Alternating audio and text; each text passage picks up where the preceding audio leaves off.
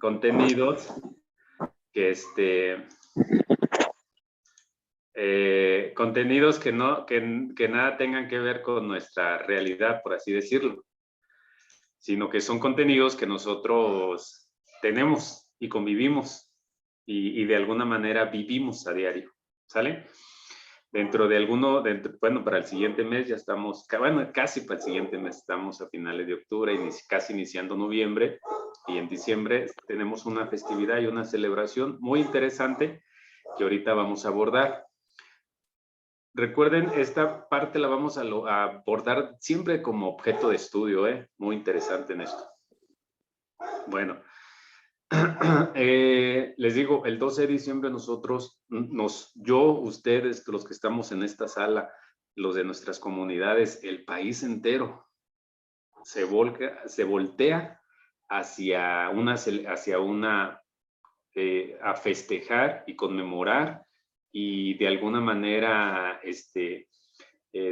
hacer culto a todo, a un símbolo, a una figura emblemática de nuestra cultura, ¿sale? Precisamente es la Virgen de Guadalupe. Es muy interesante todo lo que de alguna manera podamos ver que se lee detrás de todo esto, ¿vale? Entonces, para eso vamos a abordarla desde tres puntos de vista diferentes. Ojo, son muy interesantes cada uno y cada uno tiene particularidades muy específicas, ¿sale? Y que nosotros de alguna manera lidiamos y convivimos con esos tres partes. Entonces son básicas y que nosotros debemos de conocer, ¿vale? Una es la versión católica, la vamos a abordar ahorita así de manera rápida. Muy interesante, muy enriquecedora. Otra es una versión antagónica o opuesta a la religión católica, también súper interesante y que son los fragmentos que ahorita el profe les pasó, que también está muy interesante. Y la tercera versión es una versión basada y fundamentada en la historia, en la antropología, en lo social,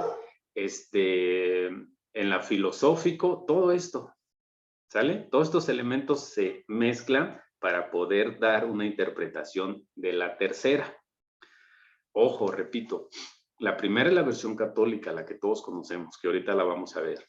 La segunda es una versión opuesta a la religión católica y la tercera es una versión donde se complementa con muchos elementos y muchas líneas de investigación de diferentes ramas, ¿sale?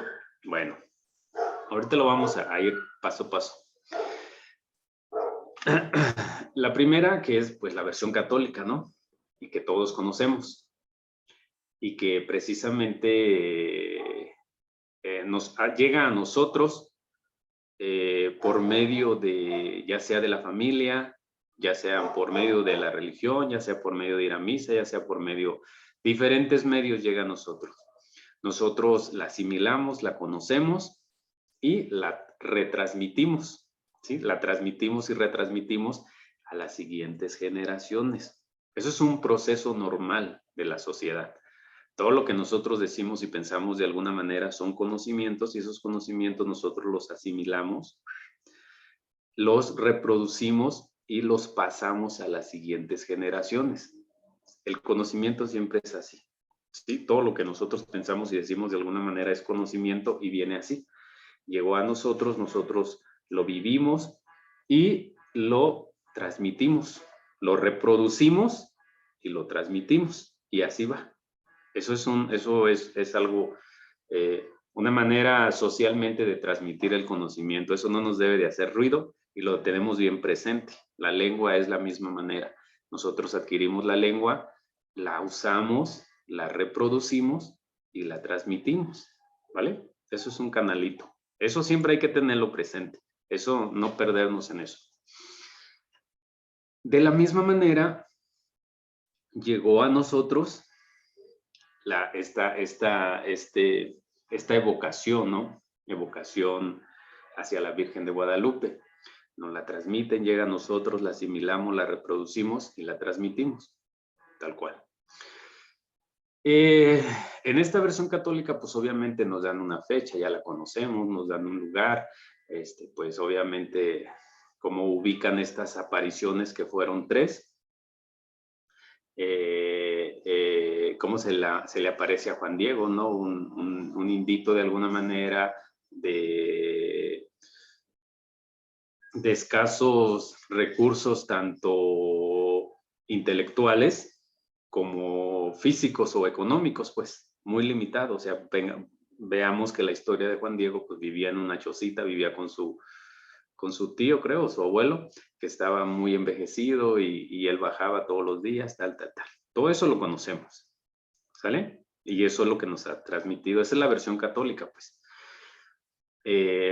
¿Cuál era el objetivo? Pues el objetivo era que la Virgen quería que le construyeran un lugar, ¿no? Un lugar de adoración, su casita, ¿sí? Su casita ahí en ese cerro, que específicamente se le apareció a Juan Diego.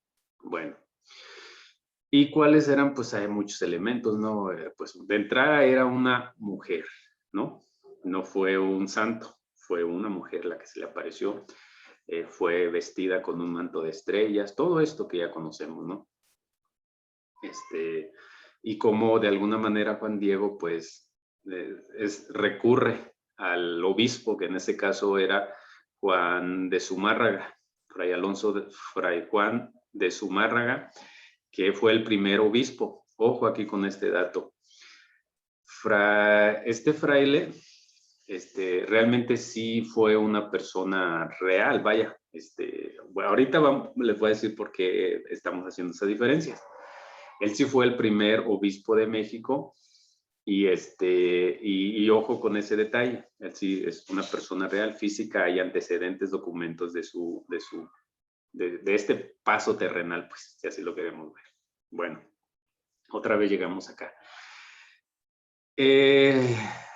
La versión católica, les digo, nos dice que Juan Diego se le apareció, él recurre al obispo y le dice, pues, lo que la Virgen quería.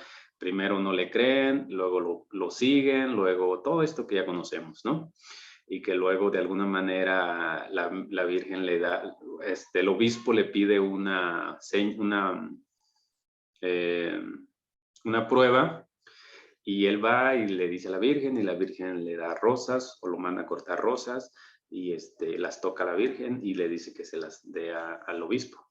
Y Juan Diego va otra vez con el obispo, y al momento que baja el ayate para mostrarle las rosas, pues está en su ayate la figura de la Virgen queda plasmada, y es lo que hoy en día se conoce como ese ayate, es el que está en la Basílica de Guadalupe, ¿no? Todo eso lo conocemos, ¿sí? Ese es el que el día, año con año, el 12 de diciembre, pues todo el mundo va a visitar el ayate que está ahí colgado y tal, donde está la Virgen. Bueno, yo les decía, todo esto lo conocemos y todo esto tiene un sustento, ¿sí? Yo les decía la vez pasada, todo sustento de la religión es la teología, ¿sí? Y la teología de este culto guadalupano en específico es el que tenemos ahí abajo, que es el Nican Mopohua. ¿Qué es el Nican Mopohua? El Nican Mopohua es un librito, ¿sí? Que está escrito en náhuatl. Desde Nican Mopohua es una palabra náhuatl y significa Nican Mopohua lo que aquí se cuenta. Lo que aquí se cuenta, pues la aparición es de la Virgen, ¿no? Bueno, todo eso está escrito en náhuatl y obviamente es escrito por un hablante de náhuatl. ¿Por qué náhuatl? Porque era la lengua que dominaba, estábamos hablando de 1550 y tantos, que era la lengua que se dominaba en el centro del país, ¿sí? En lo que hoy el día es el DF. Bueno, todo esto tenemos que leerlo, tenemos que conocerlo. Les digo una vez más, el Nican Mopohua es el fundamento teórico y el fundamento teológico de la aparición de la Virgen de Guadalupe. Eso todo católico lo debe de conocer, la parte teológica. La mayoría de nosotros católicos no conocemos la parte teológica, no conocemos el Nican Mopogua. A lo mejor algunos lo hemos escuchado, pero no conocemos. Bueno, el Nican Mopogua viene escrito, les digo una vez más, en náhuatl y también viene traducido al español. Nos dicen que, también, que desde la versión náhuatl nos dicen los que conocen náhuatl que es una versión fabulosa, poética, llena de misticismo, llena de representación, llena de elementos muy ricos de la cultura náhuatl y desde la percepción náhuatl, ¿sí? Entonces, ojo con eso que ahorita lo vamos a aterrizar y que es muy interesante. Nosotros, ya lo veíamos la vez pasada, pues, o sea, todo lo que implica, por ejemplo, desde las cosmovisiones, entonces desde la cosmovisión náhuatl, es riquísimo ese texto, ¿sí? Es riquísimo. Pero ya transmitido, pues, al español, pues, está limitado y es lo que conocemos nosotros, o esa versión es la que normalmente, pues, recurrimos, ¿no? Porque somos hablantes del español. Pero nos dicen los que saben náhuatl que es riquísima, ¿sí? Entonces, habría primero que tener la duda y pues sería interesante, ¿no? Ver esta parte. Hasta aquí les digo, todo esto que yo les vengo narrando ahorita es la versión católica y es lo que todos conocemos. Esto del Nican Mopogua a lo mejor algunos no lo conocían, no sé si lo conocías, Dalia, así rápido.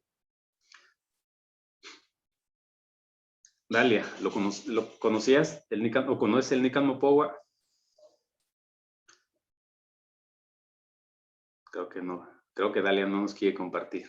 Karen, ¿conocías esa parte? No, profe. ¿Y eres católica, Karen? Creyente. Bueno, de ahí está que nosotros siempre nos quedamos con una parte nada más que conocemos. Y no conocemos la parte teológica, la parte teórica. Y la parte teológica y teórica de lo que le estoy diciendo es el Nican Mopogua y nos narra todo esto. Pero normalmente nosotros conocemos nada más como la cara, ¿no? La versión, los ritos, la práctica. Pero es interesante que hay detrás de eso. Yo se los comenté la vez pasada.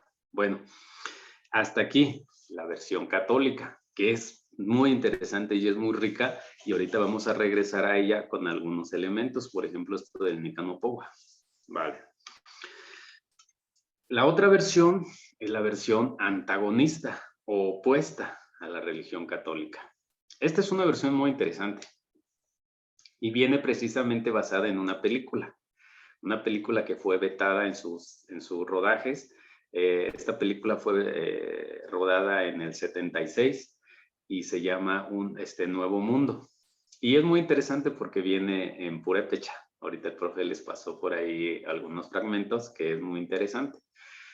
Bueno, esta película, les digo, también entendamos que tiene elementos históricos, ¿sí?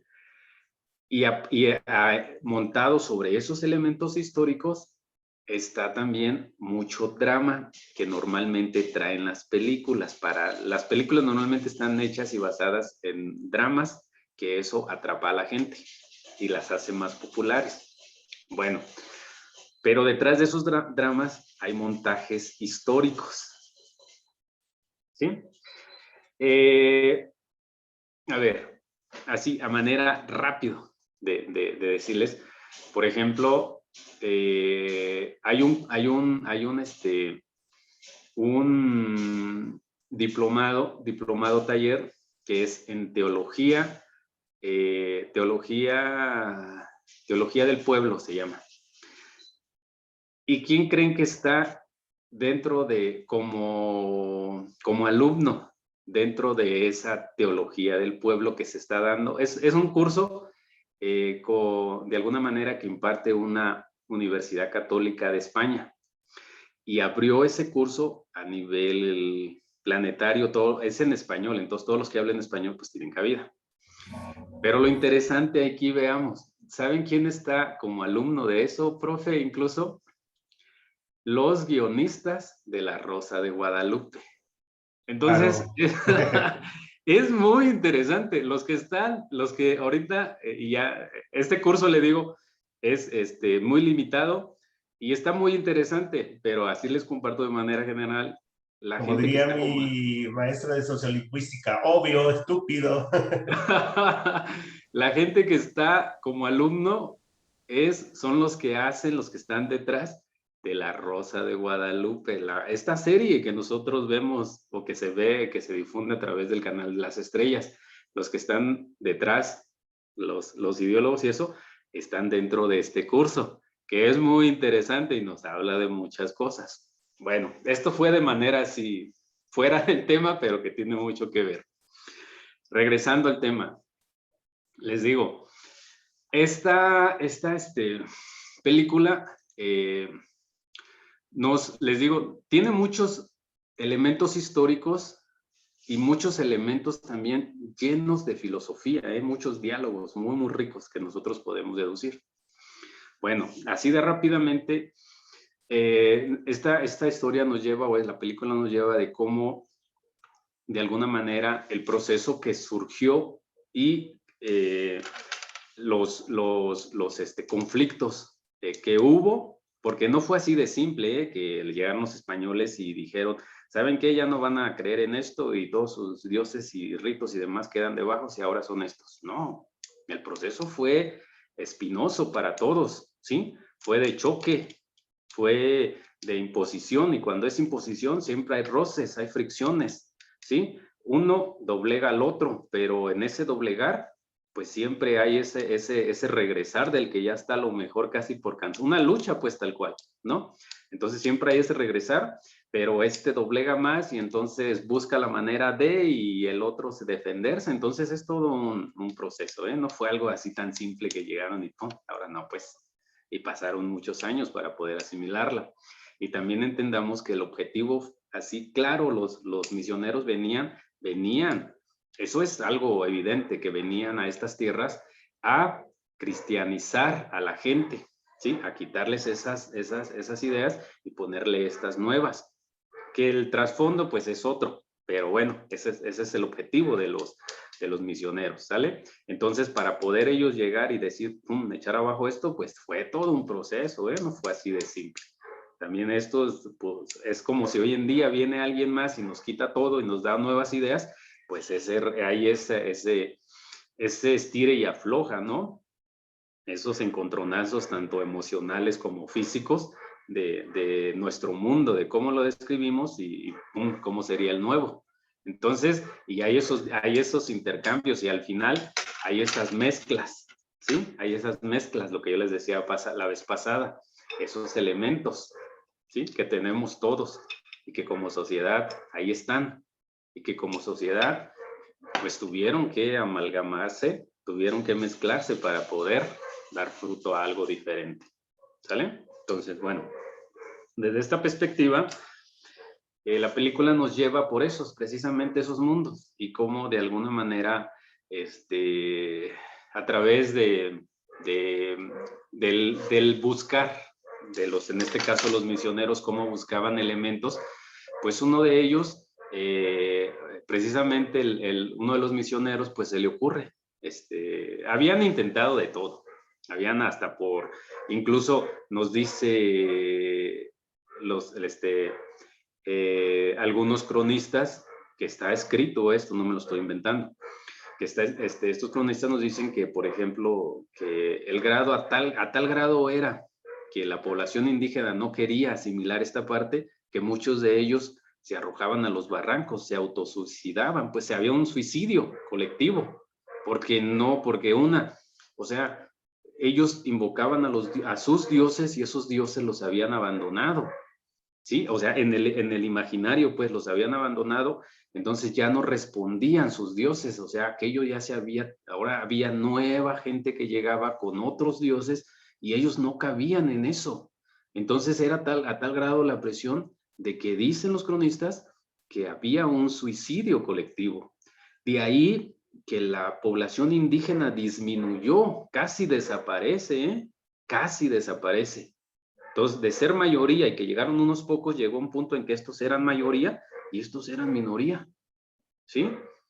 O sea, para que veamos la magnitud de las cosas, ¿sale? Y lo veamos desde esa perspectiva y que muchas cosas se deducen por lógica. Bueno. Les digo, hubo muchos intentos, desde físicamente forzarlos a que estuvieran en misa, físicamente el llevarlos a misa, físicamente todo esto, a tal grado de que, pues, convertirlos, ¿no? Y pues había esa resistencia de los indígenas a decir, pues, es que no son mis dioses, son tus dioses, ¿sí? Entonces no me obligues a mí a tal, no, pero es que si tú no crees en mis dioses, que yo soy el que traigo la verdad y soy el que digo la verdad, te vas a condenar en el infierno. Y de ahí los diálogos muy interesantes que les puso el profe, donde hay ese diálogo entre un indígena y un fraile, y el indígena lo reta, le dice, ¿a poco realmente crees en tus dioses? ¿Crees que tus dioses existen? ¿Crees que tus dioses son reales? Y el fraile le dice, pues no sé si mis dioses existen o no. No sé si tus dioses existen o no. Tus dioses existen o no. No sé si los míos existen o no. Los que sí existimos somos los humanos. Y si los humanos de alguna manera debe de haber una organización. Yo, en este caso, pues él se prioriza, ¿no? Como por arriba del indio. Entonces, tú, pues de alguna manera le da como esa superioridad y le dice, tú tienes que estar por debajo de mí, ¿sí? Pero es como ese duelo ya no de montados en la ideología, sino en lo físico, ¿sí? O sea, yo te tengo que dominar a ti, tú te tengo que doblegar a ti, en lo físico, y para eso voy a recurrir a algo en el ideario, pues, o en las ideas, ¿no? Sí, voy a recurrir a eso. ¿Qué es eso? Pues la deidad, lo sagrado, ¿no? Veamos esas cosas bien interesantes, ¿no? Bueno, regresamos a la película otra vez, porque luego me salgo. Entre muchas cosas se le ocurrieron al fraile, y en este caso se le ocurre, pues obviamente, pintar una virgen. Y se avienta a la aventura, ¿no? A buscar cuál era la virgen y de qué manera se iba a representar. Toda una odisea. ¿Cómo le representamos? ¿Qué hacemos? ¿Dónde la tomamos, no? Y empieza la búsqueda de la modelo y la encuentra, ¿sí? También una modelo, pues la película la pone como una modelo rebelde y tal, ¿no? O sea, indígena, pero esa indígena pues rebelde, que no está a gusto con estas cosas. Bueno, la convencen y empiezan los trabajos. Vemos al indígena, vemos lo que está pintando y vemos la modelo que está acá arriba. En la siguiente imagen, pues vemos ya terminada la obra. Vemos al indígena, vemos la modelo y vemos la obra terminada.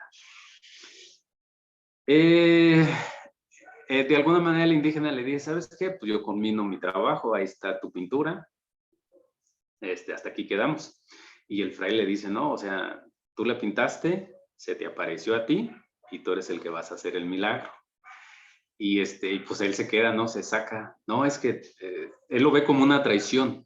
Entonces el fraile lo convence, le dice, es que, ese diálogo muy interesante, ¿no? Dice, por el bien de los tuyos tienes que traicionarlos. Es necesario evitar el levantamiento para que tu raza siga viviendo. Al virrey no le interesa exterminarlos y esta es una oportunidad. Si no somos los que dominamos, serán los portugueses, los ingleses o los holandeses. ¿Qué nos dice todo este texto muy interesante? Bueno, también veamos que estamos en plena época de 1500 y tantos, ¿no? 1500, 1600. Cuando se descubren estas tierras de lo que es el continente americano, pues todos los países europeos están como lobos sobre este nuevo espacio, este nuevo territorio. Pues obviamente todos venían a saquearlo, todos venían a buscar riqueza. Al norte, pues llegaron los ingleses, ¿sí? Por eso los ingleses fueron los que exterminaron a las tribus. Y por eso tenemos todas estas películas que nos vienen de Hollywood, donde están los indios con los ingleses, ¿no? Y por eso hoy en día predomina el inglés en Estados Unidos. Bueno, a nosotros, más abajo, pues ya sabemos quién llegó aquí. Llegaron los españoles y por eso nos heredaron la lengua española.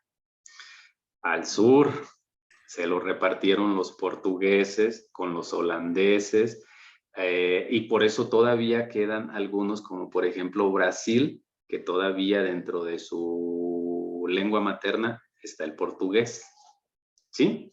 Vemos cómo se repartieron ahora sí el pastel. Bueno, ¿a dónde voy? Que en este diálogo, la película nos lleva a pensar pues cómo habían disminuido la cantidad de los originarios y cómo era fácil exterminarlos, y era un pretexto para que el virrey pues los exterminara de alguna manera, porque ya habían esos surgimientos de rebeldía, de levantarse en contra del clero, de levantarse en contra de los que habían llegado, pero pues era minoría. Entonces, pues si se levantaban, era fácil que los españoles vinieran y los exterminaran, ¿sí? Entonces, habría que buscar como estas alianzas, habría que reinventar las cosas. Este fraile lo vio en una virgen, así como para apaciguar a todos, tanto los españoles como los mestizos y como los indígenas, ¿no? Él lo veía como una manera de apaciguar a todos y de alguna manera aliarnos, y pues que las cosas siguieran así y ya a través de la Virgen pues unirnos, ¿no?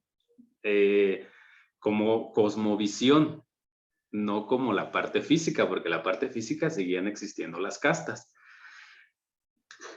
las riquezas y los pobres, pero como cosmovisión era una. Aguas con eso, también muy interesante. Bueno, a lo mejor le estoy dando muchos datos, pero es necesario que lo tengamos presente. Yo les digo, entonces esto obliga a que el fraile le diga al personaje que haga esa aparición, que se invente todo este mito, ¿no? Tal cual lo hacen, primero con los suyos y en un segundo momento con todos, ¿sí? Nos llevan a una misa, tal, y como de alguna manera venden la historia y la hacen creíble y surge el milagro. Todos lo creen de alguna manera, ¿no? Y empieza pues a reproducirse como las imágenes a escalas. Ya no pues era una, sino habría que reproducirlas para más lugares. Y empieza todo el proceso. La película, una vez más, les digo, nos narra sucesos trágicos y drama. Al final, el pintor pues llega a una alianza con el fraile y le pide que lo deje ir. Y el fraile le dice que lo deje ir junto con la modelo. Y el fraile le dice, sí, los deja ir, pero antes los mata y los quema. Y eso, desde la perspectiva del fraile, pues era quemar y matar toda evidencia alguna, porque no podía haber evidencia del que la pintó, ni mucho menos de la modelo. Desde la perspectiva, pues, del fraile, ¿no? Que lo pintan así hasta sádico y de esta manera. Esto, ¿qué tan real es? Pues bueno, vamos a verlo, ¿no? Y empieza el milagro y empiezan estos peregrinajes que tenemos. Y que esto es muy interesante y ahorita vamos a regresar por él, porque estos peregrinajes pues es lo que hoy día vemos, ¿no? Diferentes contextos, diferentes ámbitos, pero el peregrinar y la evocación siempre está ahí. Bueno, esto hasta aquí la versión contraria a la versión católica. Hasta aquí vamos dos, ¿se recuerdan? La versión católica y la versión contraria, pues opuesta a la versión católica. Vamos a ver la tercera versión. Y si recuerdan hace poco, a la clase pasada, que yo les puse una imagen de la Llorona y cómo esa Llorona no es la misma que la que tenemos hoy en día, cómo ha evolucionado de ser la... Profe, se me va la palabra, ¿cuál es? Cihuacuatl. La Cihuacuatl, cómo de ser la Cihuacuatl, hoy en día la tenemos en la Llorona, ¿sí? Cihuacuatl, Llorona. ¿Cómo pasó de aquí a acá? ¿Cómo evolucionó? ¿Cómo cambió? A tenerla hoy en día acá en el imaginario colectivo, ¿eh? Eso es muy interesante, no debemos de perder eso. Bueno, también les hacía la comparativa de cómo de Tonantzin llega a la Virgen de Guadalupe, ¿sí? Y que en un segundo, o sea, lo vemos a través de la historia, ¿no? Tenemos a Tonantzin, tenemos a Guadalupe, después eso tiene que cambiar a evolucionar a otra cosa y después a otra cosa a lo mejor. Y si nos vamos hacia atrás, vamos a ir encontrando el mismo patrón, ¿sí? Esa evocación hacia la madre, hacia a ver, aquí algo muy interesante. Alfredo López Austin nos dice que una característica de nuestros pueblos mesoamericanos es que estamos muy ligados a la madre. ¿Y por qué esto? Él lo explica desde la agricultura. Él dice que como pueblos agricultores, pues obviamente la que nos da de comer pues es la madre tierra, ¿sí? Entonces somos una cultura que evoca, que desde sus entrañas mismas trae esa evocación hacia la madre. Entonces dice, no nos debe parecer extraño que tenemos esa evocación y eso lo representamos, lo exteriorizamos, pues en imágenes, ¿no? En símbolos. Primero era Tonantzin, ahora Guadalupe. Bueno, para estos historiadores, nos dicen de entrada que el culto a Tonantzin ya existía. No se sabe cuánto tiempo tiene ese culto, pero antes de la llegada de los españoles, ya la gente iba en ese peregrinar, en esas caminatas, año con año, al cerro del Tepeyac, a ese lugar. Ya existían las peregrinaciones, ya existía una deidad, ya existía una imagen femenina, ¿sí? Que evocaba a la madre, ¿sale? Entonces es un dato bien interesante. Una vez que ya existía eso, pues obviamente en el transcurrir del tiempo, lo suplanta o se transforma o evoluciona a este otro. Y ahorita lo vamos a ver. Es muy interesante, ¿vale? Bueno, a raíz de eso o como base, pues, tenemos ese culto que ya existía. Además de eso, desde la perspectiva náhuatl, ¿sí recuerdan que les decía del Nican Mopowa, del librito?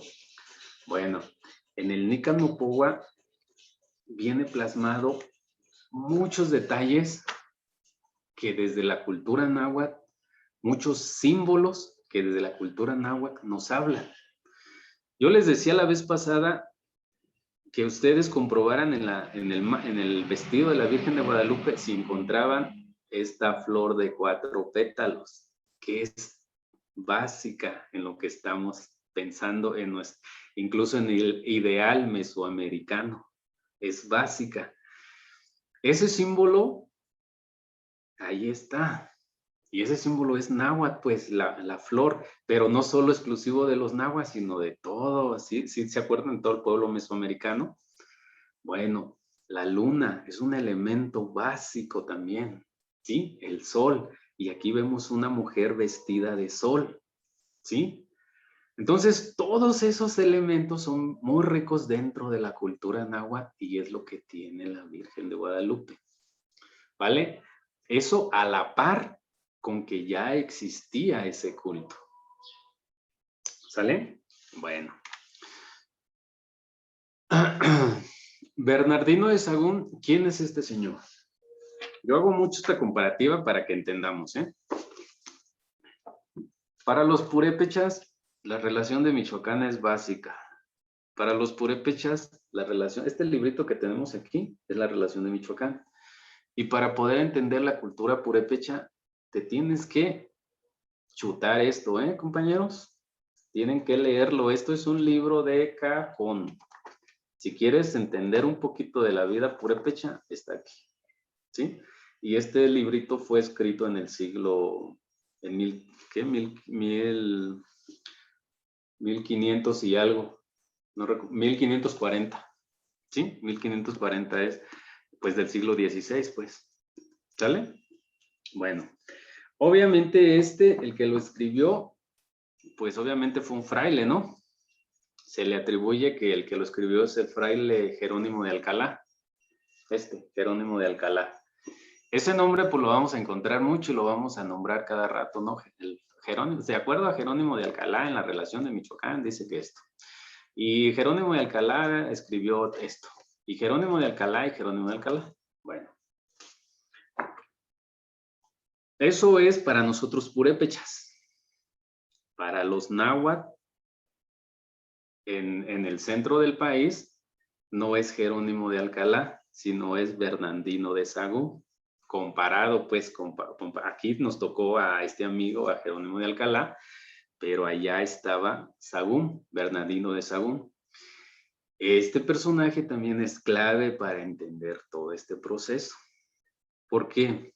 Por todos los escritos que hizo, por todos los códices que escribieron y descifraron, junto pues obviamente con los en este caso, los sacerdotes náhuatl, pues que tuvo que jalarlos para que le explicaran lo mismo que hizo este amigo. Este amigo de Jerónimo de Alcalá, pues se jala al Petámuti, ¿no? Y le empieza a preguntar, le empieza a cuestionar y él a escribir, ¿no? Igual Sahagún, el mismo proceso. Se jala a los sacerdotes, en este caso en náhuatl, y empieza, ¿sí? Los textos que se tienen de Sahagún son los que ayudan a descifrar hoy en día y de alguna manera, a asegurar esto que estamos diciendo. Una, que ya existía en ese lugar, que era un lugar sagrado, un lugar sagrado para los pueblos vecinos o para los pueblos que habitaban ahí, que era el Cerro del Tepeyac. Y era un lugar que estaba, ¿sí? No llega con los españoles, ya estaba ahí. Y ese lugar ya era sagrado para los vecinos de los pueblos, pues. Aparte de eso, ya había una deidad ahí. ¿Y quién es esa deidad? Tonantzin. ¿Y qué significa Tonantzin? Tonantzin en náhuatl significa nuestra reverenciable madrecita, ¿sí? Era la madrecita de todos los de ahí. Ojo con eso. Entonces, nos dicen los textos de Sahagún que eso ya estaba y que de alguna manera incluso del sur del país llegaba gente caminando, llegaba esa evocación, ese peregrinar de la gente, ya llegaba ahí. Ojo con eso, ¿vale? Que eso no les gustaba, en este caso a los franciscanos, a la orden que pertenecía a Sahagún, no les gustaba porque les parecía demoníaco, ¿sí? Les parecía aberrante, ¿sí? No les gustaba, ¿vale? Porque encerraba todo esto, porque encerraba a una diosa que tenía culebras, ¿sí? Porque Tonantzin, se las presenté la vez pasada, es una talla que todavía hoy se conserva y todavía hoy la podemos visitar en el Museo de Antropología e Historia. Ahí está, compañeros. ¿Sale? Bueno. Esto les chocaba a los franciscanos, no les gustaba, ¿vale? Entonces, pues, habría que hacer algo. Fray Juan de Zumárraga fue el primer obispo, lo que hace rato les decía. Fue el primer obispo en llegar a México o en ser el obispo, pues, que lleva la orden o el principal de México en este caso, ¿no? O lo que se estaba considerando como México o la Nueva España, que se le daba el título. Este personaje sí existió, hay datos de él, nos habla Sahagún de él y también hay datos y textos escritos por Fray Juan de Zumárraga. Nos dicen que de Fray Juan de Zumárraga hay muchos escritos que dejó y en ninguno de sus escritos aparece el culto guadalupano como lo conocemos hoy.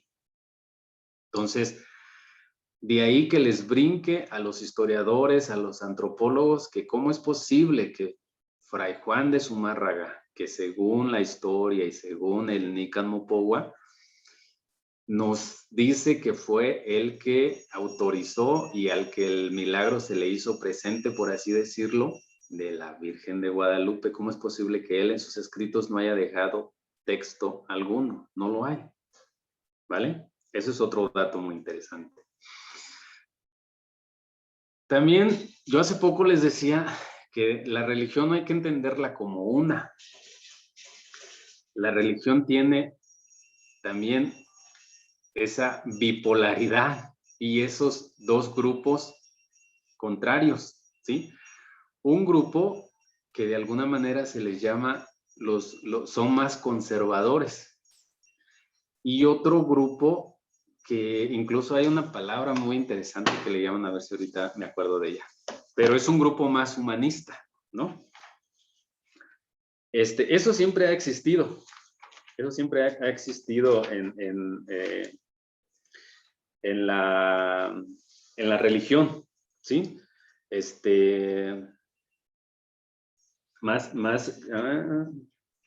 Teología de la liberación. Pero a este grupo se le tiene un nombre muy, muy interesante. Demócrata cristiano. Veamos la palabra que le dan. A ver, por un lado tenemos a los tradicionalistas y por el otro lado tenemos a los demócratas cristianos. O sea, chequemos eso, ¿eh? Es algo bien interesante. Según la tradición, nos dice, por ejemplo, los franciscanos pertenecían como al grupo más cerrado, más conservador. Y por el otro lado teníamos a los frailes dominicos, que eran como de los más humanistas, por así decirlo. Entonces siempre había como esos piques, ¿sí? Siempre había como esos encontronazos. En la historia, el primer obispo fue franciscano y fue Fray Juan de Zumárraga. ¡Pum! Segundo obispo, y esto es real, esto lo dice la historia, fue Fray Alonso de Montúfar, que es el que tenemos ahí, pero resulta que fue dominico, lo opuesto al otro. Bueno, a los primeros, a los franciscanos,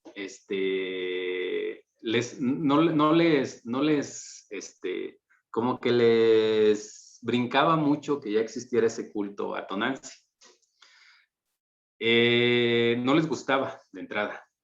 Llega este amigo Montúfar, Fray Alonso de Montúfar, y empieza pues pues hacer su trabajo, ¿no? Él venía con un objetivo claro, ve ese culto, le llama la atención, y estamos hablando de 1555. En 1555 el culto a la Virgen de Guadalupe ya estaba en España. Antes de que llegara aquí a México, ya se hacía en España. Es un culto más longevo allá. ¿Qué hizo Montúfar? Se lo trajo y lo implementó acá.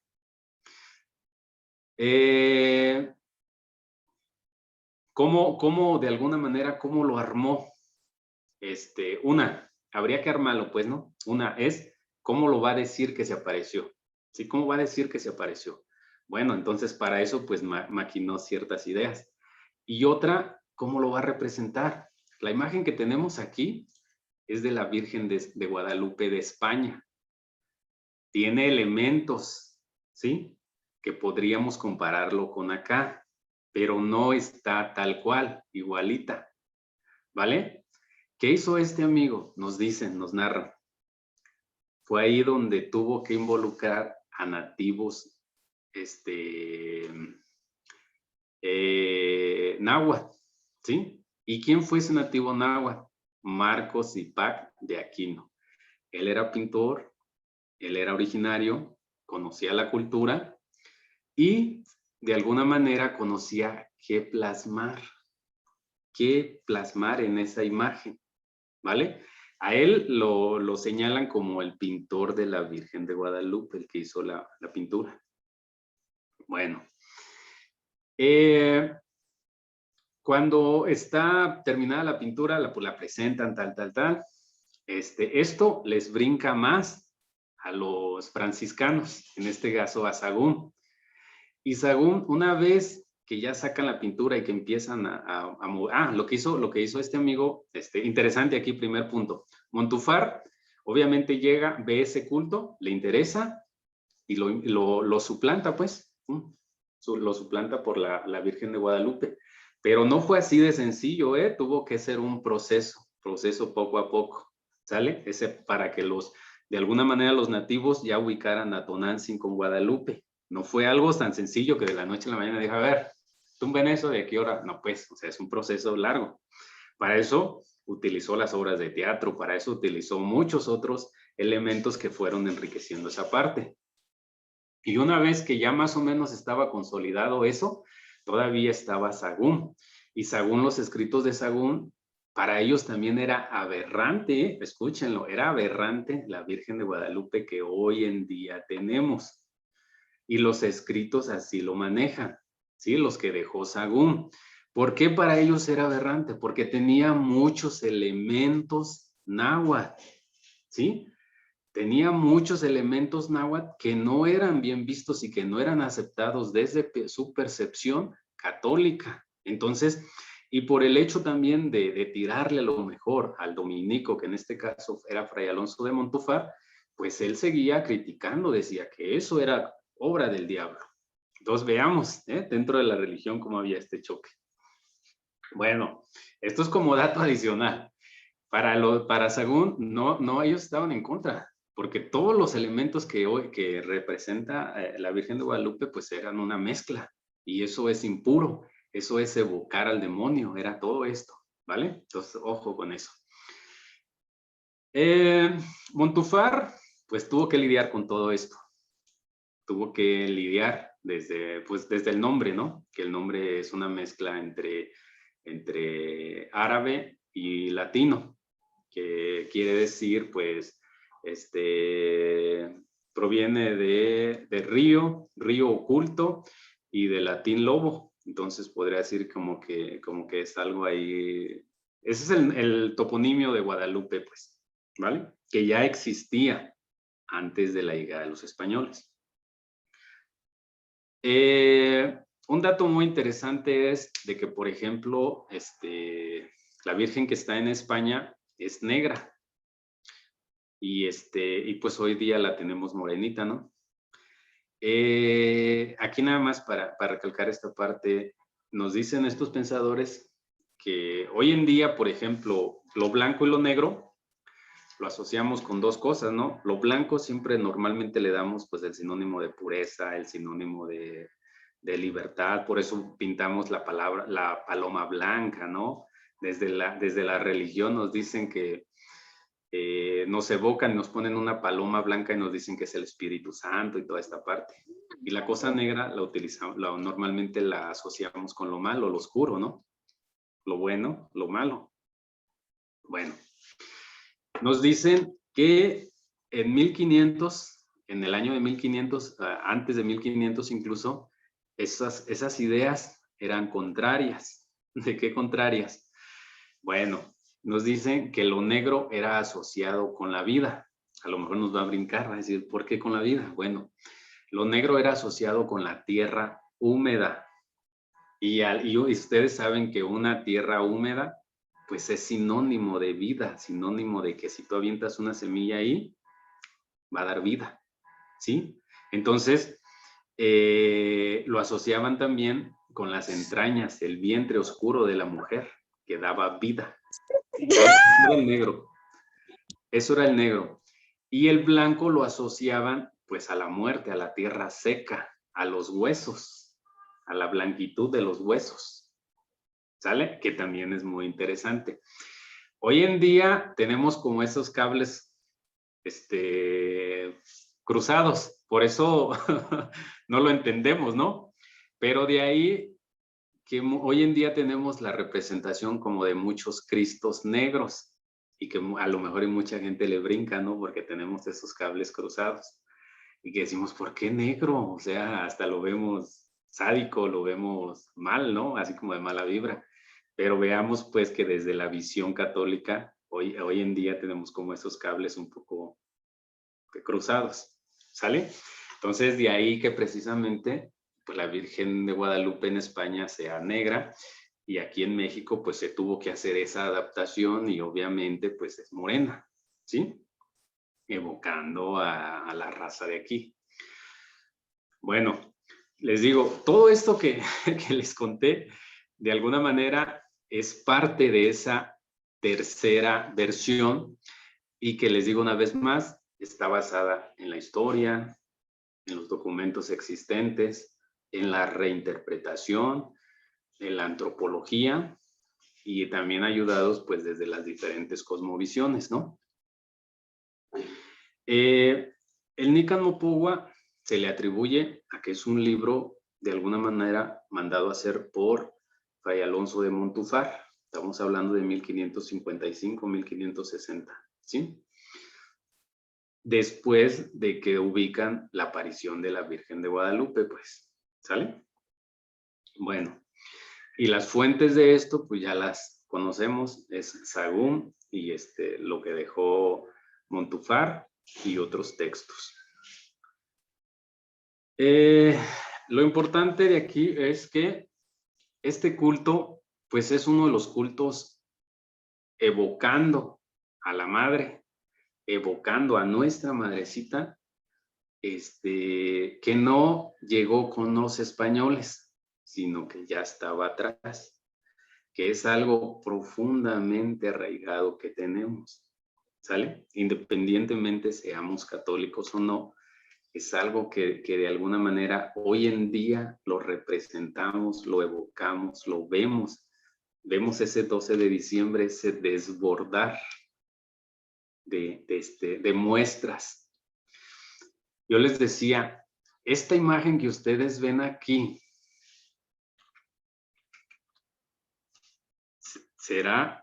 tendrá algo similar a esta otra imagen que tenemos aquí en el centro.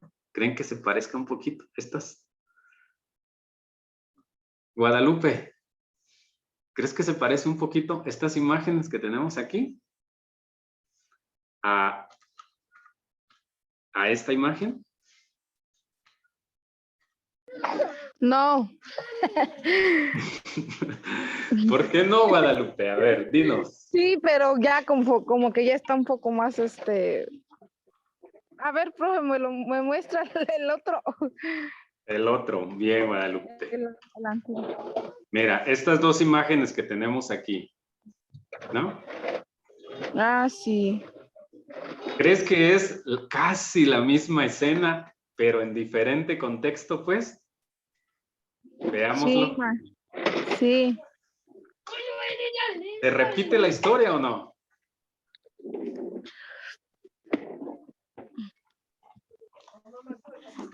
¿Crees que se repite la historia, Guadalupe, o no? Sí. Para mí es fantástico esto, porque vemos lo que yo les decía pues la vez pasada, el núcleo duro está presente, ¿sí? Cambian contextos, cambian tiempos, cambian personas, pero ahí está, ¿sí? El núcleo duro, ahí está esa evocación que tenemos por admirar ese culto, ¿no? La religiosidad, pues, que se guarda dentro, ahí está plasmada. Y que esto lo ejemplifica perfectamente el 12 de diciembre, y que también hoy en día, lo hablamos con el profe en la mañana, también lo están asimilando, lo están interpretando y reinterpretando en Estados Unidos. ¿Quién creen? Pues nuestros paisas, ¿no? Nuestros paisas también allá están haciendo lo propio, y también cada vez son más las concentraciones. Entonces, veamos pues esas maneras, ¿no? De mostrar la religiosidad, esa religiosidad que la tenemos muy adentro, ¿sale? Y que si lo vemos a través de la historia, cambia lo que tenemos, ¿sí? Van cambiando, ¿sí? Va cambiando, pero la esencia de las cosas ahí va a estar. ¿Y cuánto va a durar? No sabemos. A lo mejor se perpetúa durante todo el proceso. Va a ir cambiando de de adoración o de vocación o de imagen o de figura, de símbolo, pero la esencia ahí está. Y viene de atrás, está presente hoy más que nunca y va a seguir, ¿eh? Entonces, es algo muy interesante, no sé qué les parezca. Yo hasta aquí le dejo, les doy algunas referencias nada más de la gente que está pensando todo esto. Este tipo que se llama Rodrigo Martínez Barak es un intelectual muy fregoncísimo, ojalá tengan el tiempo por ahí de buscarlo en internet, o si no, por ahí les pasé la liga, igual se las pasamos ahí en el grupo para que vean todos los videos sí que tiene, todas las videos de alguna manera en entrevistas a él, donde expone todo esto que le estoy diciendo, y también muchos de sus libros, ¿no? Que también ha escrito. Entonces es muy interesante, podamos asomarnos un poquito. Él también, dentro de su bibliografía que él consultó, pues obviamente no emite a Portilla. ¿Cómo se llama, profe? Se me fue el nombre. Que es que lo tengo León acá en la Portilla. entrada. Ajá. Que también es básico para poder entender nuestra cosmovisión como pueblos mesoamericanos. Entonces, esas son las referencias. Ojalá y tengan el tiempo de checarlo un poquito a este personaje. Y pues yo hasta aquí termino, profe, para darle paso a los compañeros, que si no se nos va el tiempo. No sé si hay preguntas. Adelante si hay preguntas que de una vez que las hagan y pasamos al siguiente tema. Adelante, Olivia.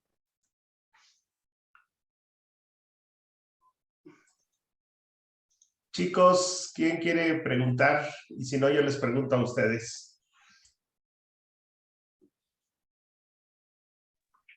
Profe, Adelante, Dalia. entonces a todo lo que he estado escuchando, ¿es una mentira todo? Todo depende de cómo lo veas, Dalia. A ver, es muy interesante. Lo que yo hace rato les decía la vez pasada, ¿no? Normalmente nosotros vemos una cara, pero detrás de esa cara hay todo un fundamento, ¿sí? Pero normalmente nosotros vemos esta parte de acá. Ya se hacía incluso la comparativa con un enano, ¿no? Con un enano que pone una mesa y arriba de la mesa hay una marioneta, por así decirlo, ¿no? Pero el que mueve realmente las cosas es el enano que está acá atrás, ¿no? Y el que está oculto, que está debajo de la mesa. Normalmente nosotros vemos esto. La teología nos invita a verlo así, todo. Entonces, todo depende de cómo lo veas. O sea, yo digo que no es una mentira, sino hay que verlo desde cómo han sido los procesos, ¿sí? Cómo han sido los procesos y que hoy en día, por ejemplo, tenemos una representatividad de la madre, ¿sí? Tenemos por eso le decimos, pues es la madre de Dios, es nuestra madre de todos los mexicanos, es todo esto, pero que detrás de esta imagen que tenemos hay también esta otra imagen que ha sufrido una evolución, ha sufrido un cambio y la tenemos hoy en día. Y que eso pues es nuestro, ¿no? No es de la religión católica, no es de nadie, es nuestro porque nosotros la reinterpretamos, la vivimos. ¿Quién hace las fiestas? Nosotros, ¿sí? Entonces, yo digo que no es una mentira, sino hay que ver las cosas como son, ¿sí? En ese momento había una necesidad de cambiar esto por esto y se hizo el proceso, ¿sale? Y que hoy en día tenemos esto y que esto algún día tiene que, de alguna manera, sustituirlo por algo más. Y que va a ser un proceso, a lo mejor no nos va a tocar vivirlo a nosotros, pero va a ser ese proceso. Y que la sociedad es así. ¿Sale? Miguel, adelante, Miguel. Quería comentar, es lo que yo comentaba en la clase pasada sobre esto y yo nada más quería comentar que es importante que nosotros como estudiantes y los compañeros tengamos de este conocimiento porque nos abre la mente, debemos de verlo de una manera crítica, no tanto de que es malo o es bueno, es como usted dice, ver el lado positivo y también verle el lado negativo. Lo digo porque actualmente en las comunidades se sigue manipulando de esta manera.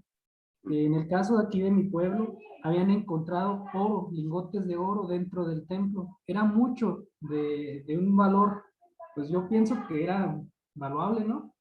Entonces, el padre que estaba en ese tiempo se llevó todo el oro. Todos los encargados se lo llevaron ellos y para el pueblo nunca hubo nada. O sea, siempre ha habido esa manipulación, pero esa consecuencia, pues, de que, como usted dice, es lo que yo comentaba desde un inicio, los españoles utilizaron este medio, el medio espiritual, para llegar a una manipulación completa de nosotros. Y nosotros como estudiantes ya debemos de despertar de esto, debemos de ver la realidad con una manera más crítica, ¿verdad? Y ya no seguir lo mismo, como usted dice, no dejar que se repita la historia. Gracias, Miguel. Y también ver, Miguel, lo que yo les decía hace poco, también la religión, hoy en día, la Iglesia Católica no es una nada más. No nos casemos con eso. No es nada más una. La Iglesia Católica también tiene sus claroscuros, ¿sí? Y la Iglesia también católica, mismo dentro de su misma conformación, de sus mismos núcleos de los papas, en este caso el papa, en este caso los que hay alrededor del papa, que son los que lo llevan a nombrarlo, como cuando elegimos al representante del grupo, ¿no? Todos los alumnos elegimos al representante del grupo. Pues lo mismo es el Vaticano. Hay representantes de todo el mundo que son los que eligen y votan al nuevo papa. No es designación divina. Aguas con eso, ¿eh? Porque luego nos vamos con la finta y decimos, es que es el papa y casi Dios le puso la mano así, ¡pum! No, pues, o sea, eso no está no debe de ser así, no lo debemos de ver. El papa lo eligen, obviamente, los obispos de todo el mundo, o sea, hay representantes, obviamente, y esos obispos son los que dicen, a ver, tú te vas, tú no, tú sí, tú no, ¿sabe? En el concilio, lo que normalmente le llaman como eso, ¿sí? Entonces también hay que ver esa parte. Y dentro de esos mismos hay dos grupos diferentes, ¿sí? Uno, los que son los tradicionalistas y que son como los más duros, como los más que les gustan de alguna manera como los beneficios, ¿no? Como los... Roberto Rivera. Sí, incluso corruptos, ¿eh? Son corruptos. ¿Por qué? Porque les gusta mucho el dinero, les gusta mucho figurar y una representación grotesca, como dice el profe, lo tenemos con Norberto Rivera. Pero también existen los otros grupos más humanos, ¿sí? Y que son los que se autonombran, lo que yo les decía, como los demócratas cristianos, que es todo un tema bien interesante. Adelante, Dalia. Profe. Bueno, de acuerdo a mi cosmovisión, ya se lo había comentado al profe Rolando, pues yo definitivamente, pues, como usted dijo hace rato, está los católicos que creen en eso y está la otra parte. Bueno, yo soy la otra parte. Entonces, yo a lo que yo me refiero, entonces, ¿cuál es el propósito de seguir como usted dice, es que puede que uno lo tome como mentira, puede que uno no lo tome como mentira, de acuerdo a su cosmovisión, así es como lo vamos a ver. Pero entonces, ¿cuál es el propósito de que una deidad o algo así como ellos esté renovándose?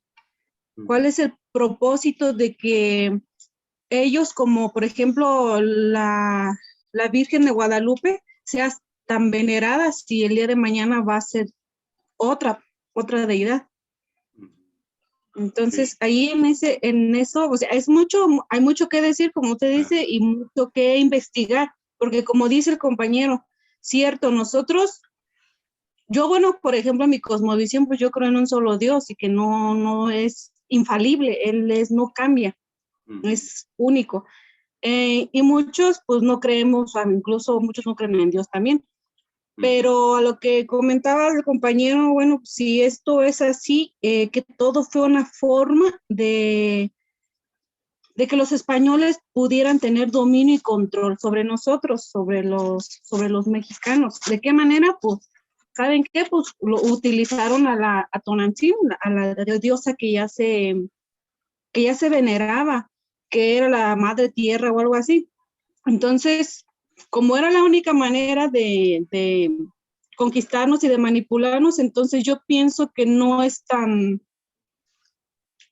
válido esa, no sé, ¿cómo lo puedo decir? Esa teoría o ese proceso. Ujú.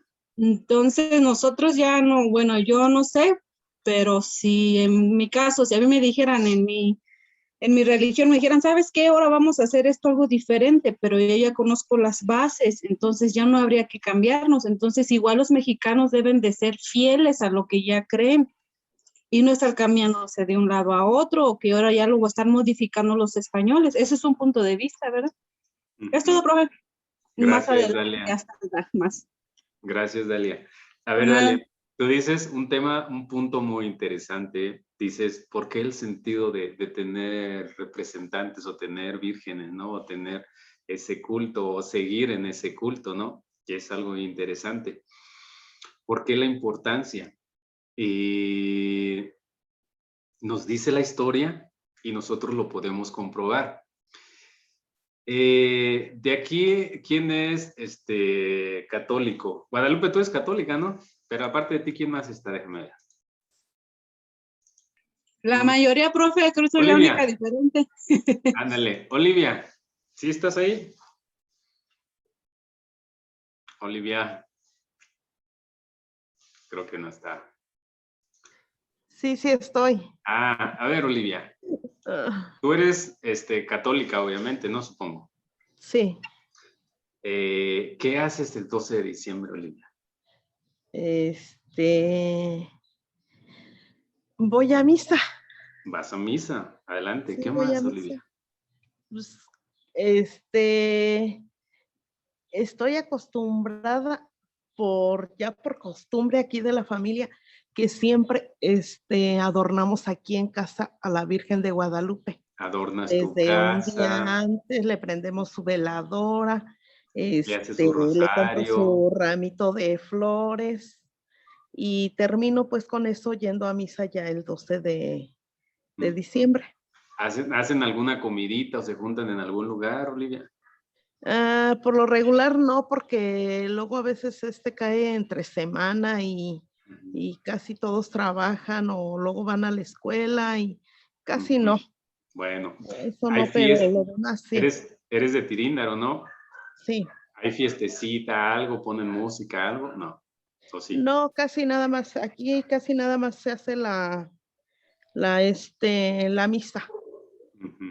Pero sí se hace previamente el rosario, no sé cómo le llaman. La La Virgen sale novena, ¿no? no, pues sí es como la novena, pero no Ujú. me recuerdo cómo se llama, está largo No. no es lo de los 9 días, son más días. Sale la Virgen algo así. Ándale, ya por ahí un compañero dice que 40 días. Sí, Olivia. sale la Virgen a las casas y se hacen Visitar. los rosarios y ahí vamos, acostumbramos a ir a rezar. Son 4 imágenes las que salen por cuarteles y es un día por familia, digamos. Bien. Olivia, Sí. dinos desde el interior de Olivia. Olivia, ¿qué sientes al momento de que vas a rezar, de que vas a acompañar? Desde adentro de ti, Olivia. ¿Hay un descanso? Hay una paz interior. Hay una paz interior, Olivia. Muy bien. Sí, me gusta hacerlo. Incluso no estoy acostumbrada a asistir a misa cada 8 días. Bueno, antes sí lo hacía, pero ahora de lo de la pandemia para acá ya, pues como que perdí la costumbre. Ujú. Pero sigo rezando en mi casa, no lo hago, digamos que los domingos, a veces lo hago a diario, hay días que no lo hago. Por lo regular en las noches cuando ya me acuesto, me pongo a rezar. Y eso Estoy, le da paz a tu espíritu, ¿no? A tu ser, a sí, tu siento persona, una ¿no, paz, Olivia? sí siento una paz. Incluso cuando siento que tengo problemas o que me siento estresada o no sé, Es una manera de, ¿sí? yo me desestreso así. De Sí, sobrellevar la vida, ¿no, Olivia? sí, exacto. Le da sentido de alguna manera a tu vida. Ajá, sí, Bueno, muy bien. Gracias, Olivia. de nada. ¿Qué podemos descifrar y encontrar en Olivia? si hacemos este ejercicio, en la mayoría de los que estamos aquí en la sala, vamos a coincidir o se va a coincidir en muchos elementos. Si lo hacemos al exterior, también vamos a coincidir, ¿sí? ¿A dónde voy? Nos dice estos autores que yo les repito una vez más, la religiosidad es necesaria en las culturas. La religiosidad es una parte fundamental en las culturas. Nos dicen que si no hubiera religiosidad, en la representación que quieran, en la representación que quieran, en la religión que quieran, en la imagen que quieran, en la percepción que quieran, religiosidad, si no hubiese religiosidad, nuestras culturas morirían. Eso nos dicen los autores. Lo aterrizamos a la realidad y decimos, ¿por qué el mexicano se voltea a ver el 12 de diciembre con tanto tanta felicidad, tanta gozo, tantas cosas? Pues es precisamente eso, ¿no, compañeros? Este ejercicio que hicimos con Olivia, donde ella pues siente la necesidad, es una manera de sacar desde dentro muchas cosas, de que le dé paz. Además de eso, desde que por así decirlo, se cura ella internamente y le da sentido a su vida, ¿sí? También se materializa en que se mueve por fuera. ¿En qué sentido? En la relación que lleva con su familia, pues adornan la casa, van a misa, se redirigen su rumbo, le da sentido también a su familia. Y también mueve la comunidad al andar la Virgen de aquí, allá, acá, mueven las relaciones. Y dentro de esas relaciones, pues se mueve la organización, se mueve la economía, se mueve la política, se mueve lo educativo, porque educativo también, al ella ir a misa, y al que sus hijos la vean, le está enseñando con el ejemplo, ¿sale? Entonces eso es educación. Todos los factores que se mueven en una sola imagen, en un símbolo, en una representatividad, y que le dan sentido a nuestra vida comunitaria.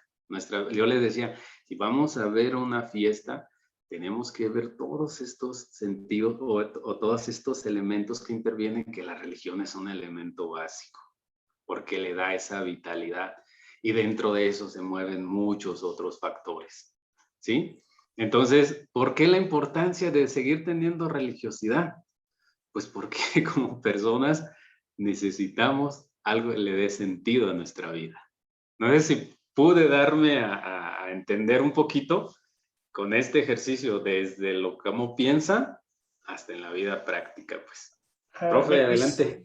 Sí, a ver, vamos a hacer un pequeño ejercicio, porque lo que les está tratando de decir Luis es muy importante para que podamos entender esta parte y desde dónde estamos caminando, ¿no? Eso es algo muy importante, no tenemos que perder de vista el objetivo. Nosotros estamos estudiando en esta universidad que es intercultural y estamos en una materia que se llama estrategias de vinculación con la comunidad, ¿verdad? Vamos a plantear formas para vincularnos con la comunidad, porque aunque muchos somos de la comunidad, a veces no hemos hecho estos ejercicios de interiorizar aquellas prácticas que tenemos. Entonces, la primera parte que estamos terminando el día de hoy, pero parece que no se va a terminar el día de hoy por lo que veo de esta discusión, lo cual está bien también, porque tenemos que aterrizar bien las cosas que estamos planteando, ¿verdad? Entonces, tenemos que entender por qué hay ciertas prácticas, por qué hay ciertos ritos. Luis les decía la vez pasada que les habló de teología y política, que había un enano abajo de una mesa, ¿se acuerdan o no? ¿Sí se acuerdan o no estuvieron en esa clase? A ver, ¿quién se acuerda de ese enano?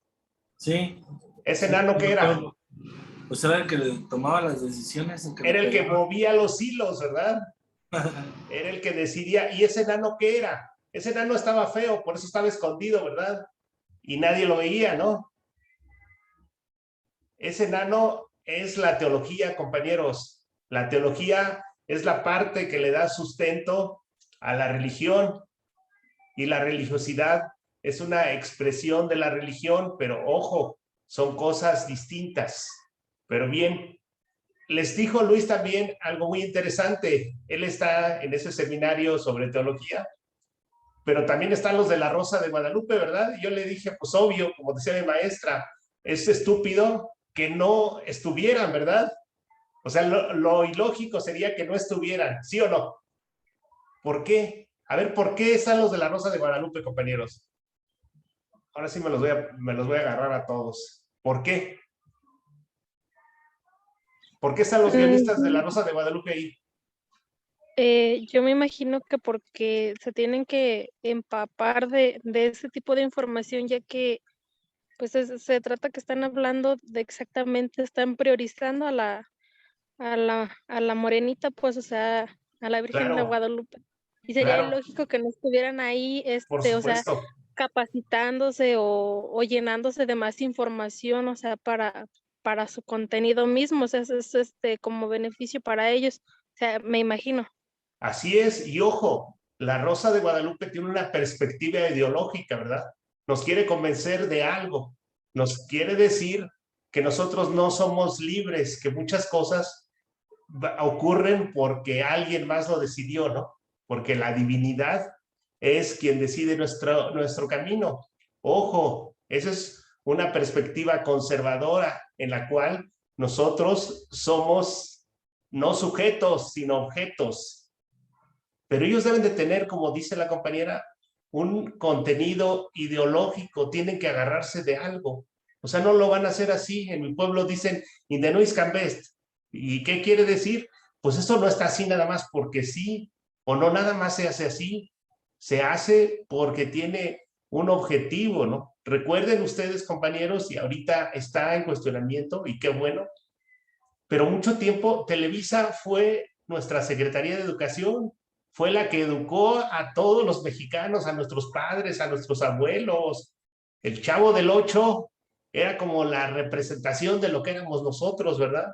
Sí, medio desamparados, medio lelos, etcétera, ¿no? Eso era lo que nos querían vender, ¿no? Y también nos querían vender que éramos feos, ignorantes e incultos. ¿Quiénes estaban en la televisión? ¿Nosotros, los morenos?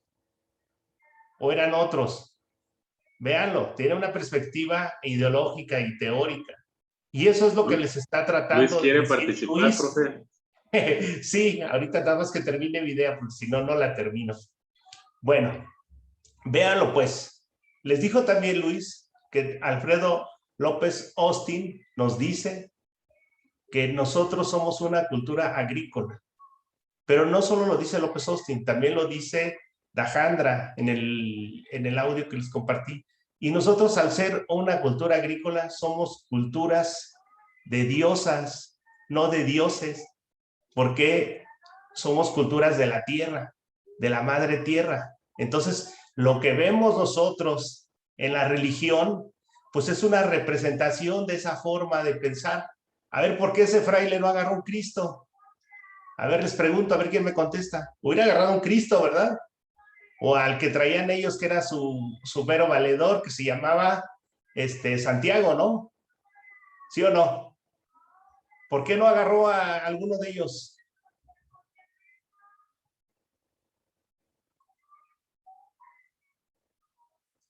Ahora sí me los agarré, ¿verdad? Pues ¿por qué? ¿Cuál es la pregunta, profe? ¿Por qué no agarró un dios? ¿Y por qué agarró una diosa? Pues porque las mujeres somos más dominantes. En esta cultura, en estas culturas como la purépecha, como la náhuatl y todas las que están en Mesoamérica, la mujer es la diosa y nosotros somos culturas de diosas. ¿Por qué? Porque somos culturas agrícolas, porque estamos apegados a la tierra. Por eso somos culturas de diosas. Entonces, era más efectivo agarrar una diosa que además ya existía y reinterpretarla de esta forma. Y era más fácil que se la apropiara nuestra gente, y así sucedió, ¿verdad? Pero atrás de eso, sigue estando la religiosidad de nuestra gente. Y Luis ponía hace rato un ejemplo muy bueno. A ver, todos aquellos que ya no vivan con sus padres, cuando van a la casa paterna, ¿por quién preguntan primero?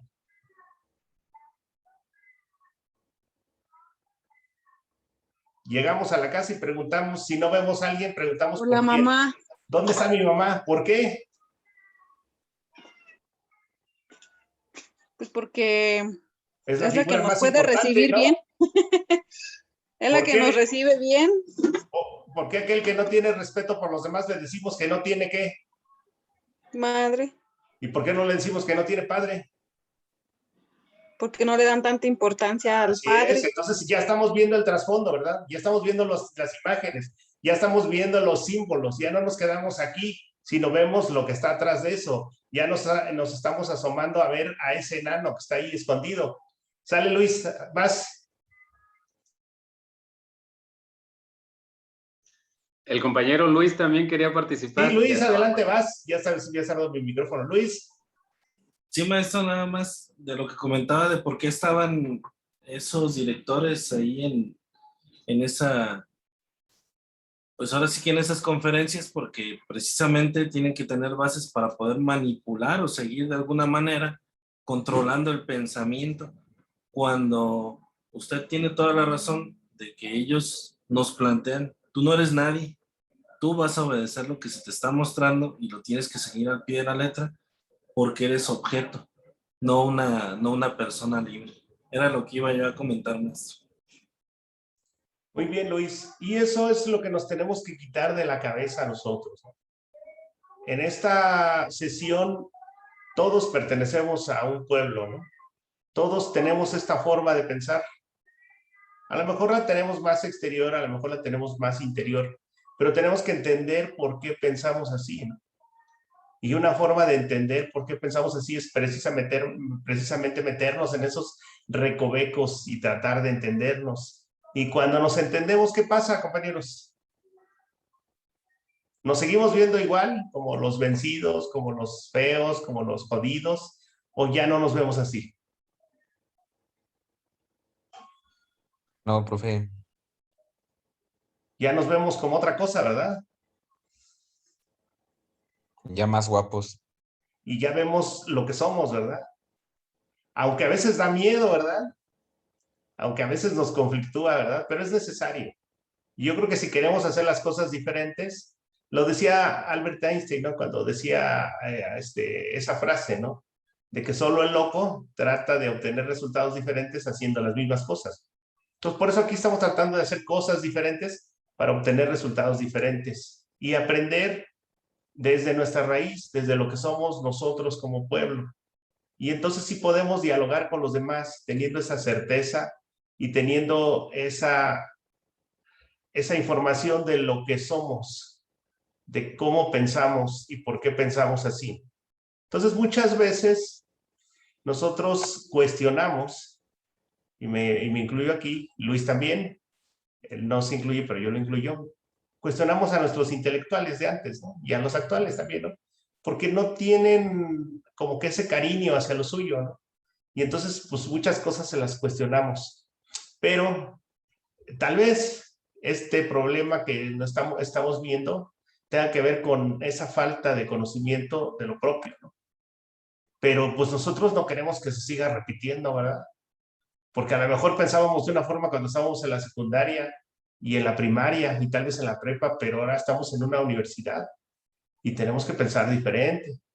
Si es que queremos obtener resultados diferentes, ¿verdad? Si es que queremos ser líderes de nuestras comunidades, ¿no? Aquí yo creo que una de las cosas que debe de hacer una universidad como esta, y está en sus objetivos, es formar precisamente líderes, ¿verdad? Gente que trabaje esos temas desde la propia perspectiva, ¿no? Que no lo haga de una manera colonizada, como dice Dussel, ¿no? Que no seamos sucursaleros o repetidores de lo que dicen los demás. Está bien lo que dicen los demás y nos sirve como elemento. Lo que dice Rodrigo Martínez Barax, pues nos sirve, lo que dice López Austin nos sirve, lo que dice León Portilla, pero no tenemos que tomarlo como una Biblia, ni siquiera la relación de Michoacán, ni siquiera la Biblia, es más. Tenemos que cuestionar tenemos que preguntarnos el porqué de las cosas. Y entonces sí vamos a formar un pensamiento propio, un pensamiento crítico, que de eso se trata, y para eso estamos aquí, pudiendo estar en otro lado el día de hoy, a esta hora. Son las 1:38. ¿Alguien más quiere intervenir? O Luis, ya le das colofón a esta parte. Si nadie más quiere tomar la palabra, le daremos colofón. Adelante, Aurelio. Bueno, buenas tardes. Lo que alcancé a escuchar, de cierta forma, tienen mucha razón, pero a mi punto de ver, respecto a la sociedad que vivimos, como que vivimos más a las normas sociales, al conjunto de reglas que nos imponen o nos imparten en una cierta sociedad, lo que ustedes comentaban en una religión, y dejamos a un lado lo que son los principios.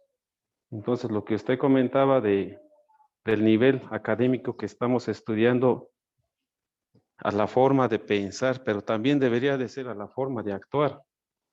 Entonces, no tratar de humillar por ¿cómo se llama? El nivel académico, porque es lo que pasa a veces. Al sentirnos superiores, pensamos que podemos humillar al que no tiene estudios. Y a veces, pues, lo contrario. Hay personas que no tienen estudios, pero actúan mejor que a uno que tiene un doctorado. Entonces yo pienso que sería mejor pasarnos más a los principios. Esa sería mi participación, profe. Eso es correcto, Aurelio. ¿Tú de dónde eres?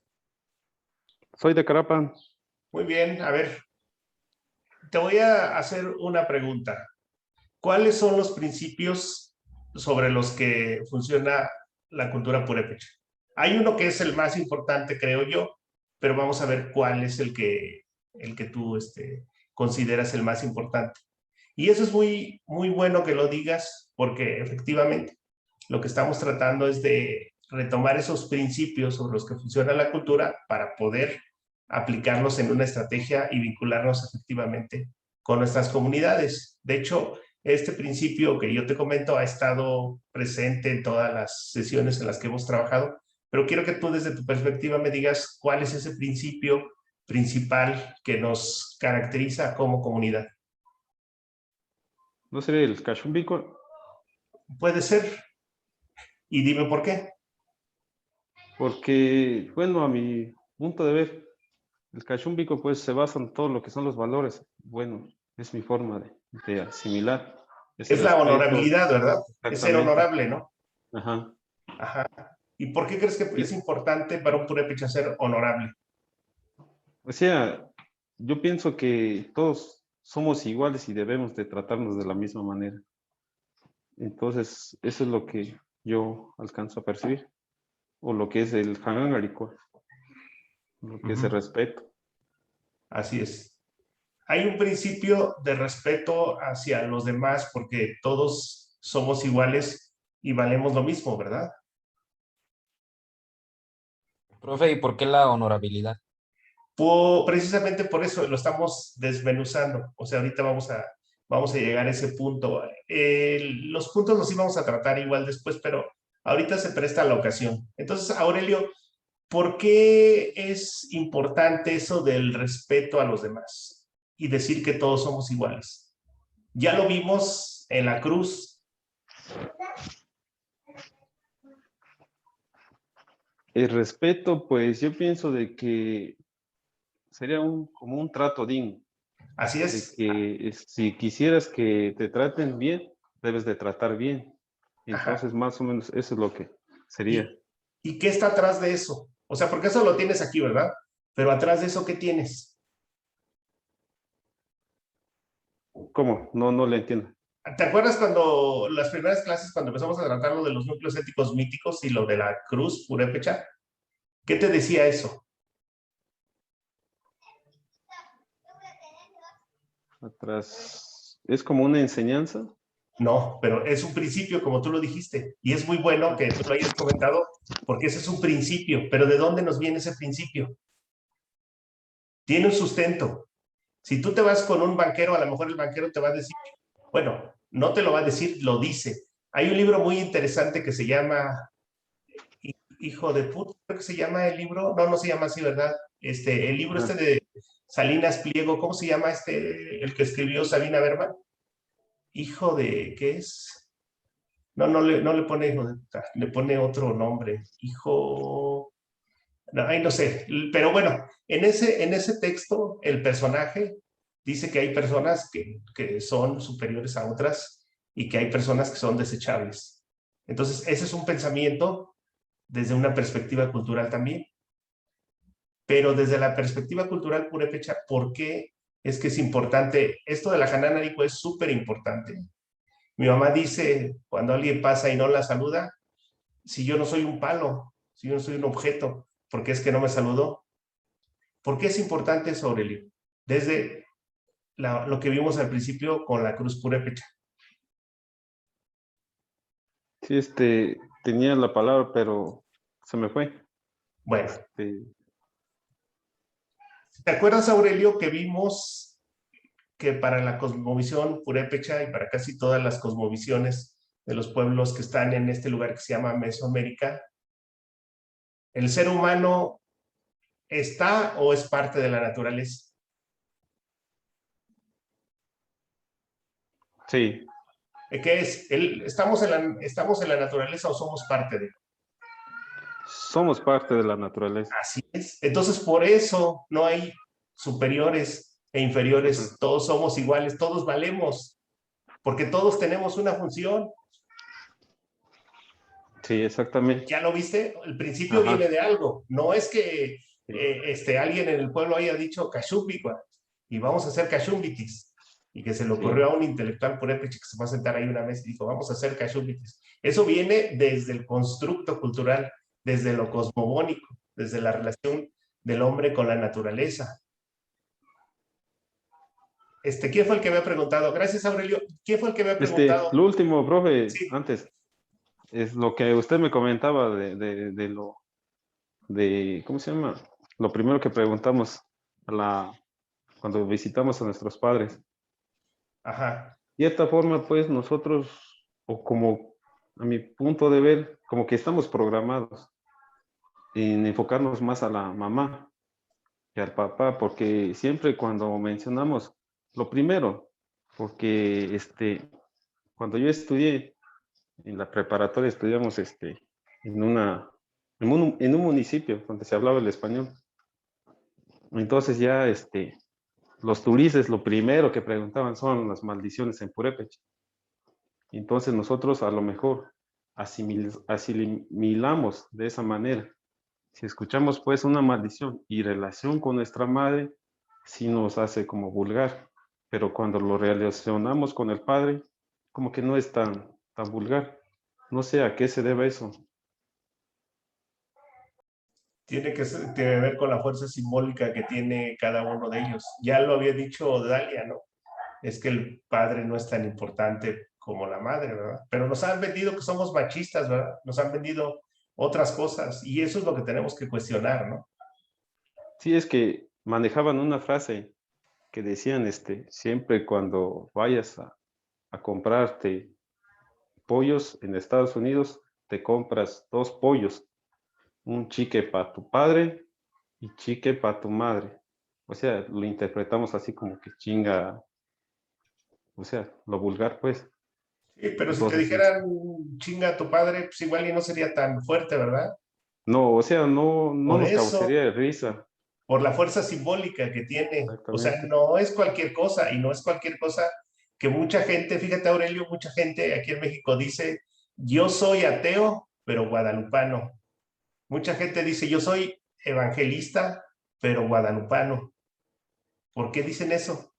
Pues por la importancia de la madre, porque somos culturas de madre y eso es a lo que le temen los gringos en Estados Unidos con toda esta explosión que ha tenido el culto guadalupano en Estados Unidos, ¿no? Porque los que han estudiado este fenómeno han llegado a la conclusión de que los mexicanos que están allá no son católicos, son guadalupanos y nos remite precisamente a lo que estaba diciendo Luis. O sea, se dan cuenta de la profundidad, se dan cuenta de que eso está desde siempre en nuestra cultura.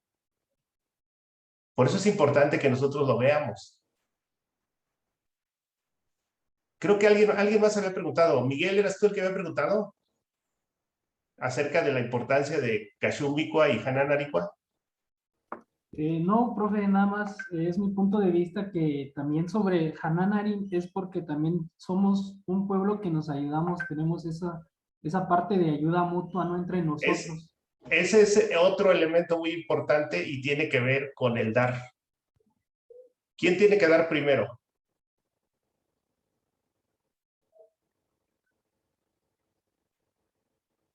Uno, ¿verdad? Cuando tú llegas a una casa, tú tienes que dar primero, ¿no?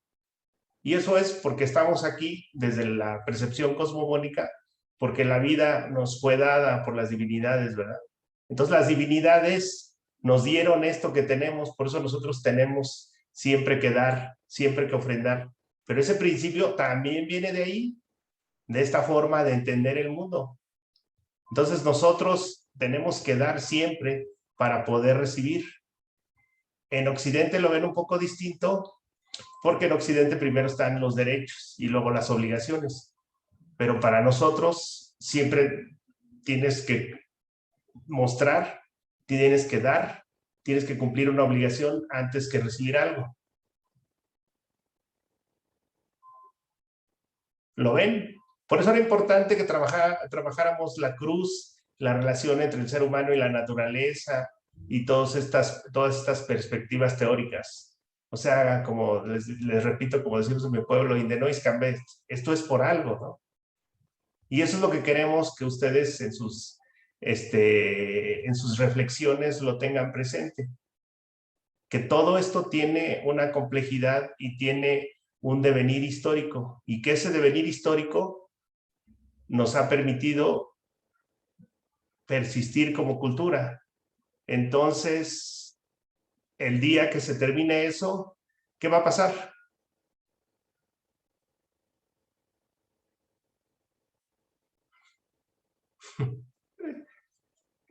Es una reflexión profunda, ¿no? ¿Qué pasa? ¿Qué pasaría si todo esto se termina? ¿Seremos los mismos?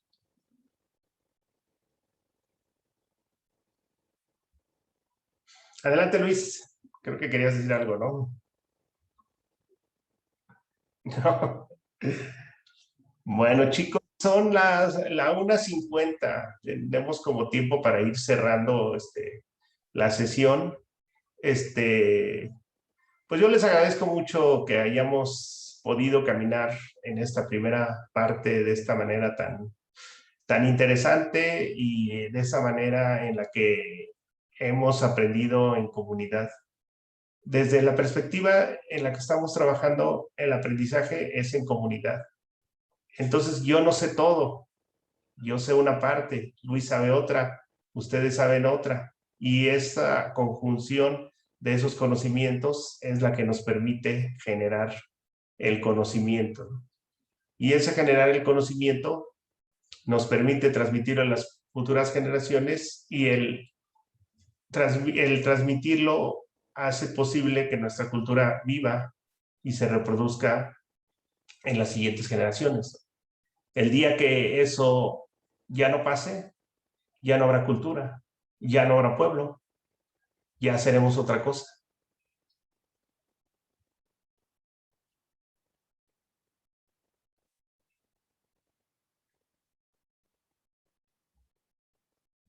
¿Alguien quiere comentar algo? O si no, yo les pregunto. A ver, vamos a preguntarle a uno de los que, o a una de las que no ha participado. Mireya, tú hace rato querías intervenir. ¿Quieres hacer algún comentario? ¿O qué te parece esto que estamos comentando? Mireya Alejo.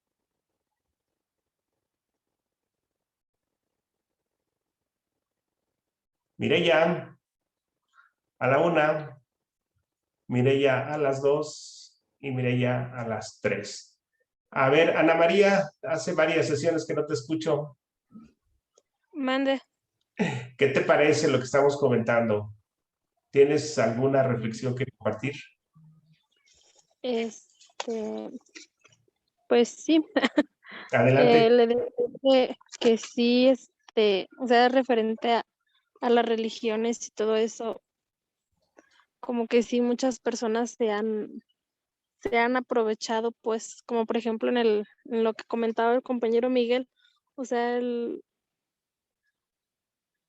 usan la religión como, ¿cómo decirlo? A su propio beneficio, pues, o sea, ellos quieren sacar ventaja. Y si a lo mejor el pueblo hubiera hecho algo, hubiera dicho algo, el padre hubiera dicho, o la persona, pues, hubiera dicho que era, pues, pues, que había sido encontrado por él, o que era sí, pues, para la iglesia o algo.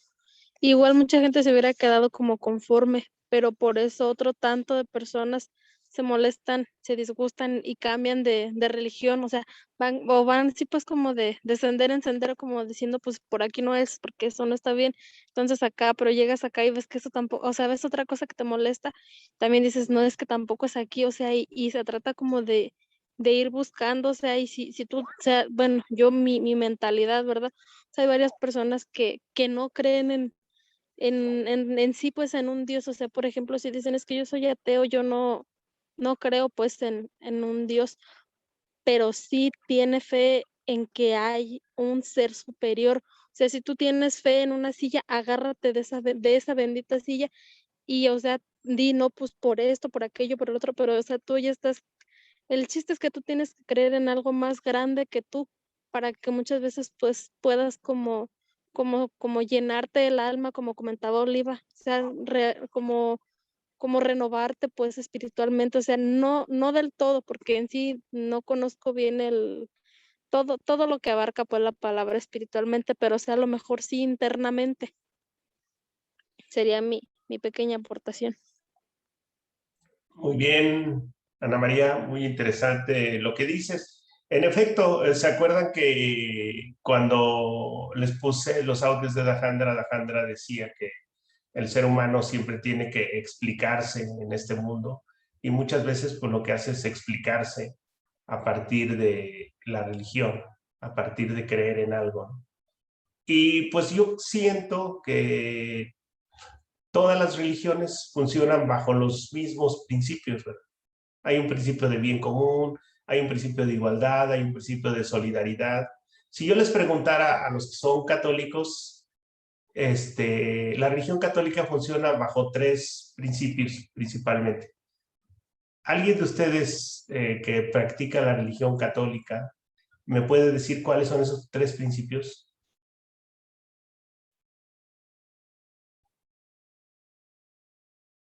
Bueno, se los voy a decir yo. Fe, esperanza y caridad. Y vamos a encontrar que la mayoría de las religiones funcionan también sobre estos principios, ¿verdad? El principio de dar es universal en las religiones y es un principio de solidaridad, ¿no? Es un principio que nos permite vivir como seres humanos en una comunidad, porque el ser humano pues tampoco es que pueda vivir aislado, ¿no? Sin embargo, en esta lucha de identidades que hay actualmente, porque lo que hay es una lucha de identidades a nivel global, lo que encontramos es que las perspectivas dominantes están debilitadas, ¿no? Y qué bueno que están debilitadas porque eso permite que nosotros podamos posicionar nuestra forma de pensar, que no es una forma de pensar que esté dentro de las culturas dominantes, ¿no? Pero también nos tenemos que poner a pensar cómo es que funcionamos nosotros. Y en ese cómo funcionamos nosotros es en el que los hemos querido encaminar, en que entendamos las bases sobre las que funciona la cultura propia para poder dialogar con las demás. De repente, si a mí me dicen, este teléfono celular es muy bueno, pues yo voy a decir que sí y que está bien, pero si no lo sé usar, ¿ese teléfono celular me va a servir de algo?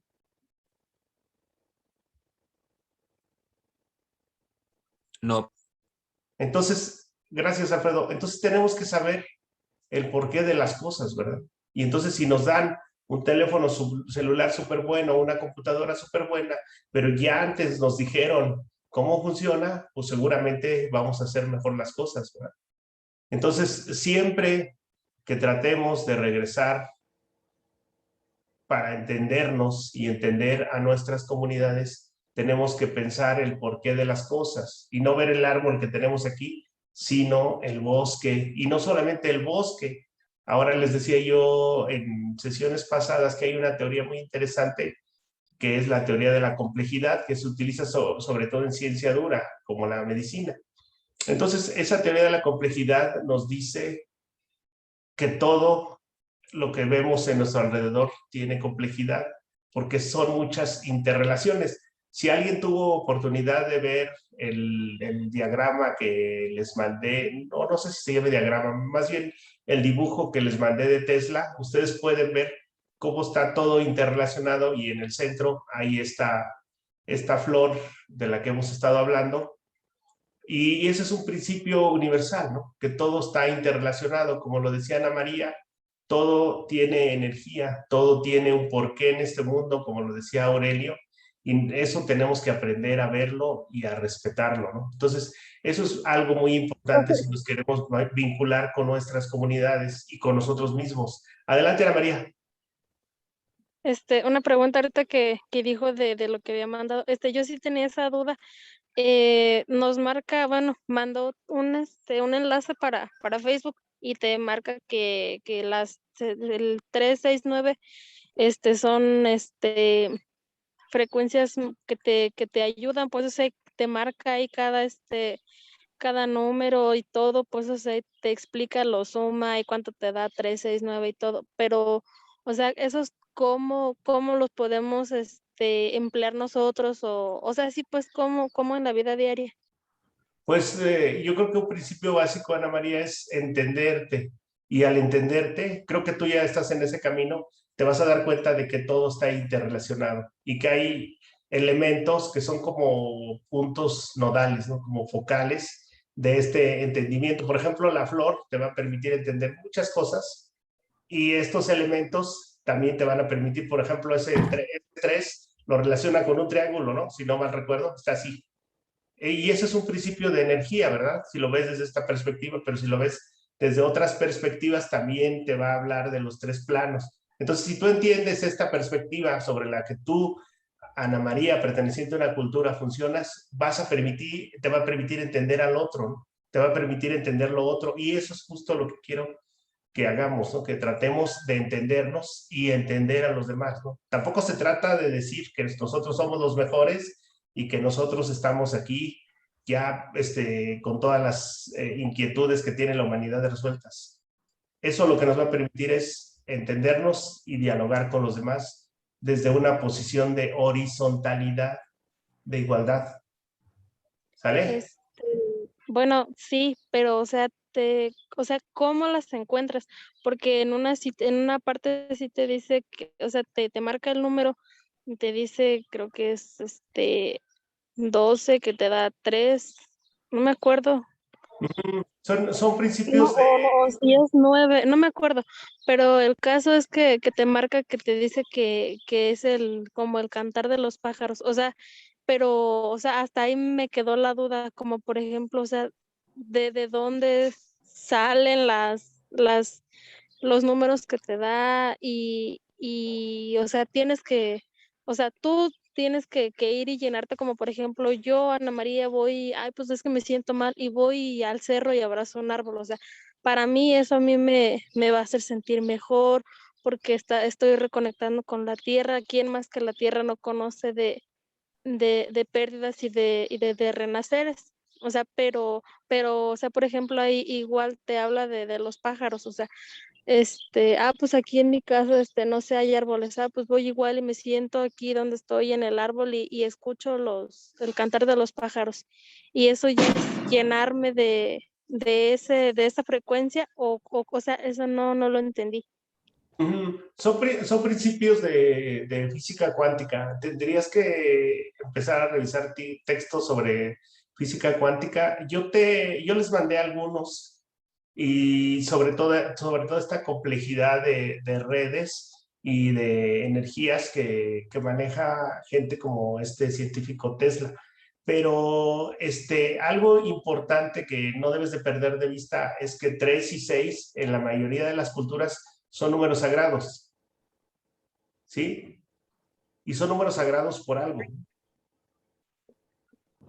Entonces, por ahí te sugeriría que lo empezaras a ver. Yo les mandé algunos enlaces sobre estos elementos de física cuántica y igual y al ratito les mando un libro, ¿me acuerdas? Para que empieces a revisar. Es un libro que relaciona religiones asiáticas, que yo creo que tú conoces algo, con los principios de la física cuántica. Ok. ¿Sale? Bueno, chicos, creo que se nos terminó la hora, ya estamos un poco excedidos. Entonces, les deseo un excelente fin de semana y ya la semana que viene, ya ahora sí.